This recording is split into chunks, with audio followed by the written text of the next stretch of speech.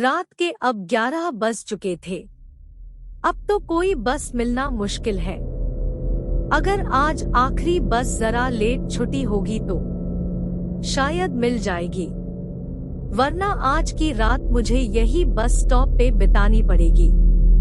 ऐसे अपने मन में ही सोचकर सुरेश ने अपनी बैग ठीक की और सामने के बेंच पे जाकर बैठ गया।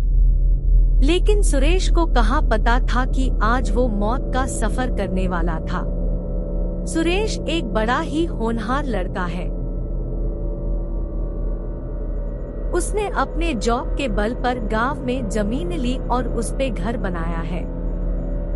घरवाले हमेशा से उसके पीछे पड़े रहते कि शादी कर लो, लेकिन वो कहता है कि जब तक मेरी पसंद की लड़की नहीं मिलेगी तब तक मैं शादी नहीं करूंगा। उसका कहना भी सही था। उसके दोस्तों की शादियां टूट चुकी थी या फिर उनमें झगड़े चल रहे थे, इसलिए वो चाहता था कि कोई ऐसी मिले जो उसको समझे। सुरेश ने अपनी घड़ी घुमाकर टाइम देखा। 11:30 बज चुके थे। अब उसने बस आने की आस खो दी, लेकिन तभी सामने से हॉर्न मारते हुए एक बस आई। शुक्र है बस आई तो सुरेश ने अपने आप से कहा। कंडक्टर ने दरवाजा खोला और सुरेश बस के पीछे के दरवाजे से अंदर गया। टिकट निकली और वो आराम से बैठ गया। लेकिन कंडक्टर ने कहा, ये बस आज रास्ते में ही रुकेगी, आखिरी स्टॉप पे नहीं जाएगी। आपको बीच से कुछ इंतजाम करना होगा। इसके इंजन में खराबी है, बहुत गर्म हो चुका है।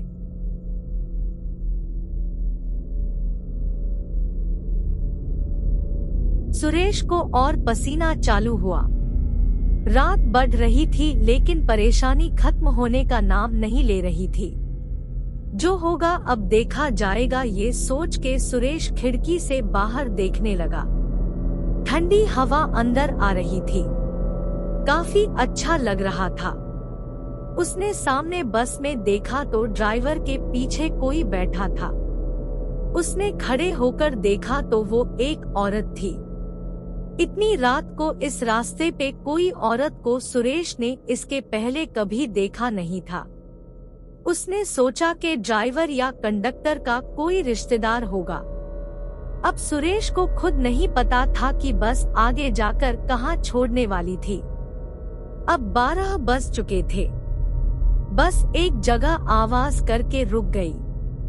ड्राइवर बोला, अब यहाँ से बस आगे नहीं जाएगी, तुम उतरकर अपना जाने का जुगाड़ देख लो। सुरेश का घर आने को अभी कम से कम 10 मील का फासला था और रास्ते से घना जंगल। पैदल जाना खतरे से खाली नहीं था। सुरेश उतरा और रास्ते पे एक जगह जाके रुक गया। उसके पीछे वो औरत भी उतरी। सुरेश ने उसको जैसे ही देखा वो तो बस उसको देखता ही रह गया।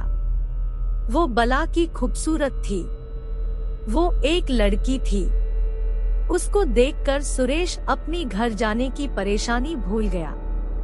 वो तो उसको देखता ही रह गया। उसको भी कुछ ऐसी ही किसी खूबसूरत लड़की तलाश थी। सामने जाकर सुरेश ने उससे बात करना चालू किया। आप इतनी रात को कहाँ जा रही है?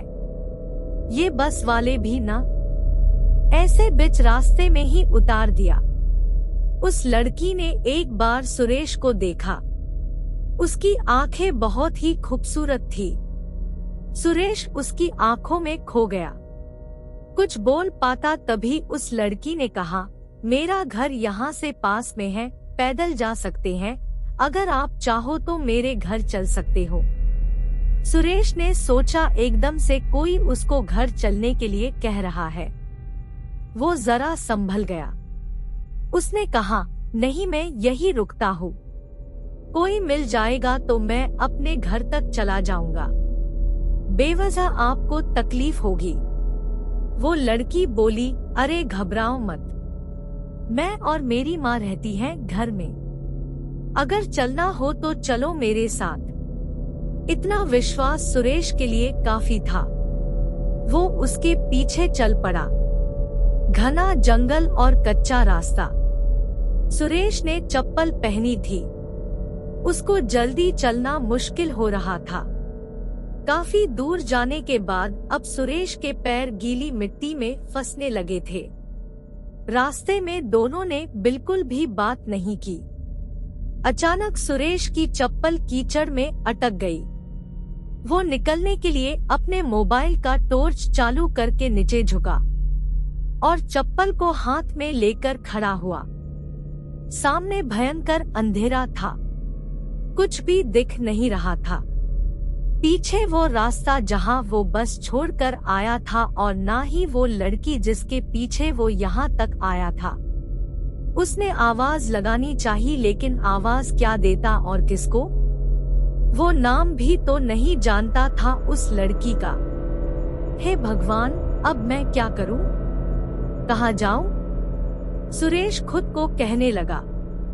सुरेश ने अपने मोबाइल में देखा, अब तो बैटरी भी नहीं है ज्यादा और नेटवर्क भी नहीं था उस जंगल में। लाइट लगाने के लिए काम आएगी सोचकर उसने मोबाइल को बंद किया। लेकिन आजू बाजू देख के पता चल रहा था कि कोई जंगली जानवर नजदीक आ रहे हैं। उसने चढ़ने लायक एक पेड़ देख लिए और उस पर चढ़कर बैठ गया। वहां उसको कोई खतरा नहीं था। अपनी बैग लेकर वो एक टहनी पर बैठ गया। नींद आ रही थी, लेकिन उसको वो लड़की का चेहरा सामने आ रहा था और डर था कि अगर सो गया और नीचे गिर गया तो लेने के देने पड़ जाएंगे। इसलिए आंखें फाड़ के उल्लू की तरह जग रहा था। नीचे खूंखार जंगली सुअर घूम रहे थे। अच्छा हुआ वो ऊपर था, वरना क्या होता पता नहीं। थोड़ी देर बाद चिड़ियों की आवाज से समझ गया कि अब सुबह होने वाली है। अब उसका डर थोड़ा कम हुआ। थोड़ा उजाला आते ही उसने वो लड़की का घर तलाश करने निकल गया। काफी दूर जाने के बाद एक घर दिखा। जरा पुराना सा था। सुरेश ने देखा कि अब सामने जंगल थोड़ा कम है और थोड़ा सामने जाकर देखा तो बहुत दूर कुछ और भी घर दिख रहे थे। शायद कोई गांव था। वो वापस उसी घर की तरफ आया। बाहर से आवाज लगाई, कोई जवाब नहीं आया। उसने खिड़की से झांककर देखा। दीवार पर कुछ फोटो थे पुराने। उसमें वो लड़की थी जो कल रात को मिली थी। उसने कहा था उसकी माँ भी यही रहती है, लेकिन वो तो कहीं दिखी नहीं। सुरेश के मन से वो लड़की भूली नहीं जा रही थी। वो उसी घर के बाहर उसका इंतजार करते रुक गया। तभी कुछ भेड़ बकरियां लेके एक आदमी आया। सुरेश ने उसको देख के उसको पास आ रहे ही सवाल किया, अरे भाई, तुम वो सामने वाले गांव से हो क्या? जंगल में सुनसान जगह पर एक आदमी देखकर वो बकरी वाला चौंक गया। उसने कहा, साहब, आप कौन हो और यहाँ कैसे? रास्ता भूल गए क्या? सुरेश ने कहा, हाँ भाई, कल रात को यहाँ तक आ गया हाईवे से। यहाँ एक लड़की रहती है, मुझे उसके बारे में जानना था।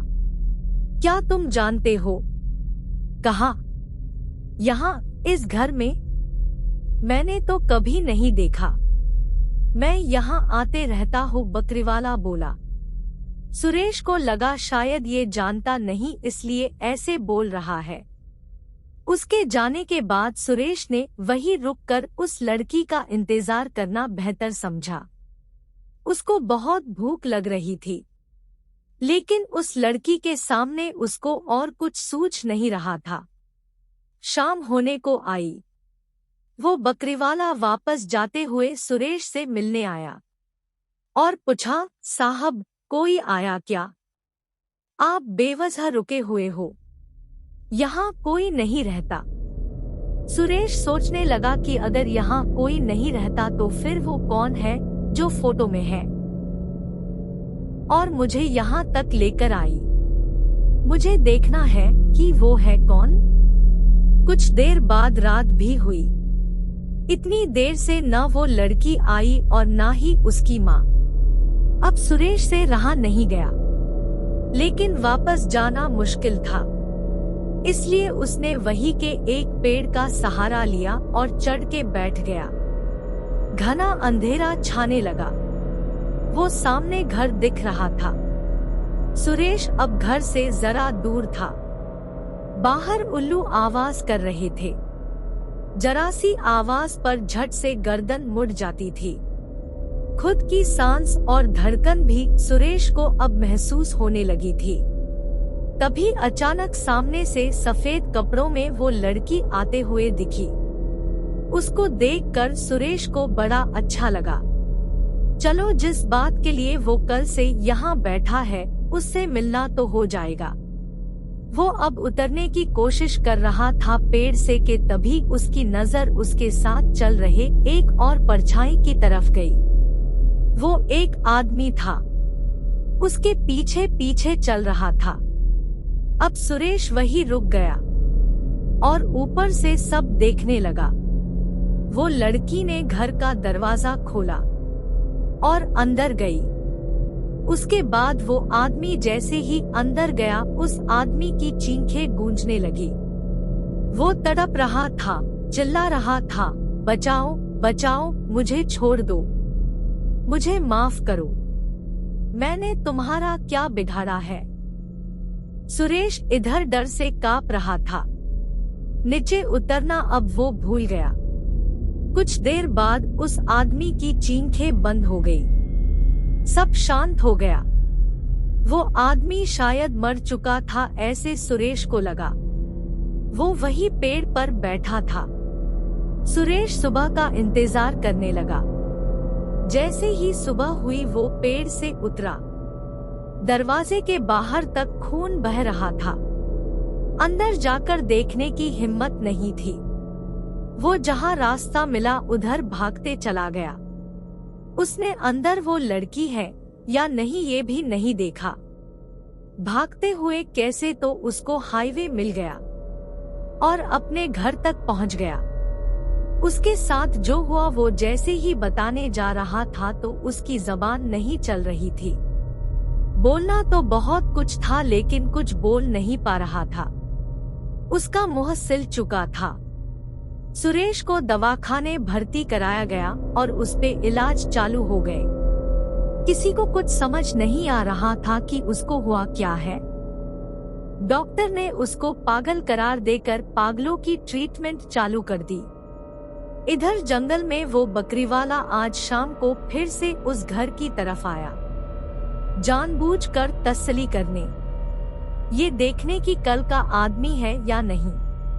बाहर खून बह रहा था और अंदर झांक कर देखा तो वो भयंकर नजारा देखकर उसको भागना तक नसीब नहीं हुआ। वो लड़की अंदर ही थी। वो आदमखोर बन चुकी थी। खून ही खून था। वो जानवरों जैसे मरे हुए उस आदमी का मांस खा रही थी। बकरीवाले के मुंह से चीख निकली लेकिन वो आखिरी बार थी। उसको देखते ही वो लड़की शैतान बन गई। उसके सफेद कपड़े अब भयंकर लाल हो चुके थे। खून से लथपथ वो बकरीवाले की तरफ लपकी। उसने उस बकरीवाले को अंदर खींच लिया और उसको भी मौत के घाट उतार दिया। अब काफी रात हो चुकी थी। जंगल सुनसान और खूंखार बन गया था। उस खूबसूरत लड़की के अंदर शैतानी आत्मा का राज तो सिर्फ सुरेश जानता था वर्टिकल बार, लेकिन अब वो पागल हो चुका था। वो लड़की अपने सफेद लिबास में घर से बाहर निकली और अपने शिकार की तलाश में हाईवे की तरफ चली गई। नोट दी गई कहानी काल्पनिक है। इसका किसी भी जीवित या निर्जीव वस्तु से कोई संबंध नहीं है। हमारा उद्देश्य अंधश्रद्धा फैलाना नहीं है। यह केवल मनोरंजन के उद्देश्य से बनाई गई है।